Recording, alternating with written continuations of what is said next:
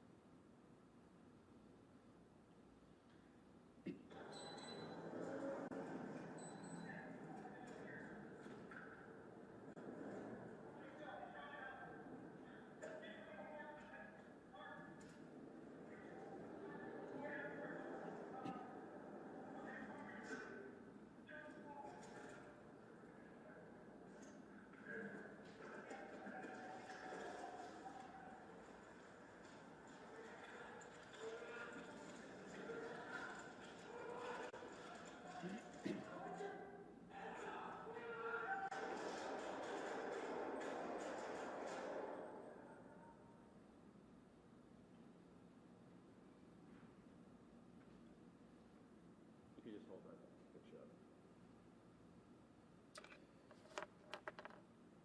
Yeah, we'll put the photograph back up so you can see it. Does anybody have any questions about the incident? Yes, ma'am. So all three police officers who responded fired shots, is that correct? And about how many shots were fired? Yes, all three police officers that arrived did fire the weapon, and at this point we believe 16 rounds were fired. Yes, sir. Originally at the press conference with both the mayor and the commissioner, it was said that the suspect pulled the gun and that the weapon misfired. During your statement, you never mentioned the suspect misfiring, and when we watched the video, there was no sound or misfiring. Can you please explain if the suspect's weapon actually misfired? Sure. So when we say misfired, what happened was it appears from our investigation that when the suspect originally shot the individual outside of the CVS, when the weapon ejected a casing, it looks like the weapon jammed and that the next round did not properly load into the weapon, making it impossible to fire. Not knowing that, of course, because the slide would go back in place, almost fully in place, so the officer would know that. So at that point, if the suspect was to try to fire the weapon again, the weapon would not go off. So when the three officers before them fired, when we saw him pull out his vehicle, can you tell us if he fired the weapon, yes or no? He did not. He did not fire the weapon at 55 Market Street outside of East Lombard. When the video slowed down, there was the red ring, and he pulls out the weapon. Before officers fired at him, did he discharge his weapon? He did not.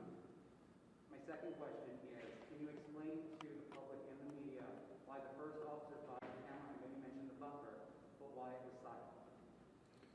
As he's pursuing the suspect. Yes. So when you turn the body-worn camera on, it's always recording a video. It's not recording an audio. So when you when you activate the camera, it pulls 30 seconds of prior video to you. So in this case, it looks like Officer Brown activated his video as he was approaching the garage. And so you can, when you watch the video, you can hear the audio start, but it pulls back 30 seconds of video. So that's why you're seeing him chase the individual. That's why you don't see him in the car chasing him, because 30 seconds has elapsed. So it only goes back 30 seconds. And there was a bleep in what one of the officers said as he was giving commands. Can you tell us what the officer said or shouted?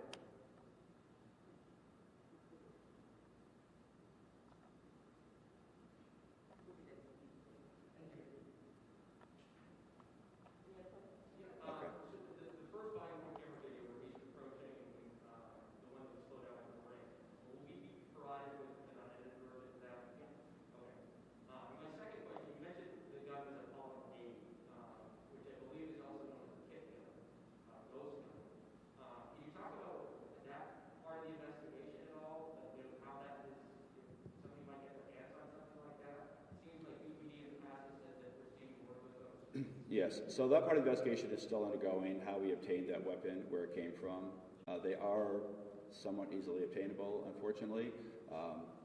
It is a gun that is very much like a Glock, somewhat looks like a Glock, does take a Glock magazine in it. So we're reviewing to see where it actually came from, whether or not it was illegal. We have read through the system. We don't see it's tied to any other shootings, but we are still investigating that aspect. Yes, ma'am.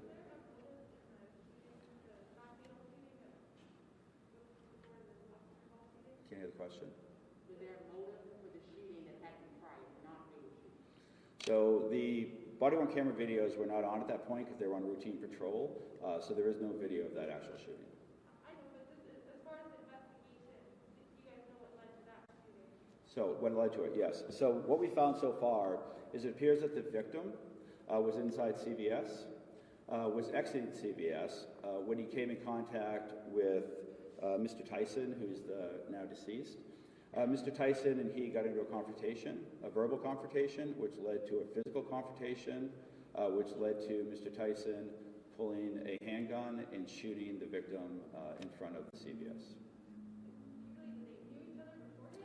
It does not appear they knew each other beforehand. That certainly is still under investigation. The victim is not from Baltimore, so that is certainly under investigation. In a situation like this one, when are police officers supposed to turn on their body-worn camera, and was protocol followed in this situation? When do they turn it on, you said? Yeah, when they get a call like this one, when are they required to turn on the body-worn Right. camera? So they didn't get a call for this. They came upon this non-fatal shooting. So when they activate it, you will see the two, Ayala Lopez and Mr. Cuchar's, theirs are on as they're going to the scene because they were dispatched to it, so they turned on the body-worn camera. Officer Brown was not dispatched to it, so he certainly sees an individual fleeing the scene. He chased after him. As he got on foot and chased him again, he did turn it on. But it doesn't automatically turn on. So you have to actually turn it on, and he was never dispatched to the call. So he didn't turn it on until actually got near the parking garage. Last question? Are the officers still on leave right now? Where does the investigation go from here? What was the question? I apologize. Are the officers involved still on leave right now? And where does the investigation go? Yes. So all officers involved in a police involved shooting go on sort of administrative duties. We assess them through our health and wellness, have them get assistance to make sure they're okay to go back to work at some point. Also, the State's Attorney's Office reviews with us these cases, makes a determination whether or not there will be any criminal charges. Once the State's Attorney's Office has told us whether or not there will be charges or not, if there are no charges, we finish up our internal investigation and make a determination if they should go back on duty. As you can imagine, taking the life of somebody is very difficult for an individual. It's not like you'd see on TV in the movies, they're back on duty the next day, right? We want to make sure that we take care of the individuals and give them assistance. But a shooting like this has affected a lot of people, including the victim's family, also the people that were just walking by CVS that observed a shooting take place, and certainly the deceased, his family. So it affects a lot of people. So we want to make sure that we provide assistance to make sure that before we put somebody back to work, they're ready to go back to work, and that they can go back on serving the citizens of Baltimore. And do you have any update on the State's Attorney's Office, how their investigation is going? No, those take quite a bit of time because they want to comb through the evidence that we collect and evidence they may collect. That takes quite a bit of time. So we want to make sure it's done correctly, and at the end of the day, the right decision is made. But it's not been yet passed over to them yet, or are they actively involved at the moment, or they're still waiting for you to... The State's Attorney's Office? Yes, they respond the night of the event. They're on scene from the night of the event. And as we progress interviewing, gathering evidence, we share that with the State's Attorney's Office on a daily basis. Yes. All right. Thank you very much.